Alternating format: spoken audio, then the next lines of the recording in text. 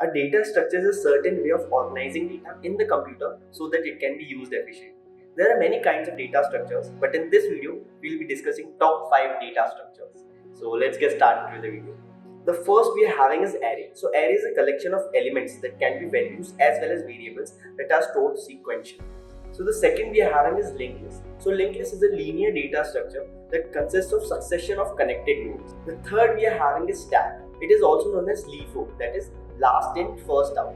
This simply states that the element added last can be accessed first.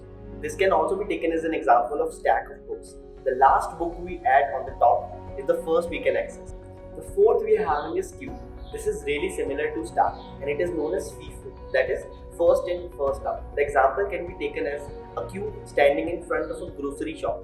So the person in front of the queue will get the grocery first. This simply states first in first out. The fifth data structure that we are having is hash table. So hash table is a data structure that stores the data associated.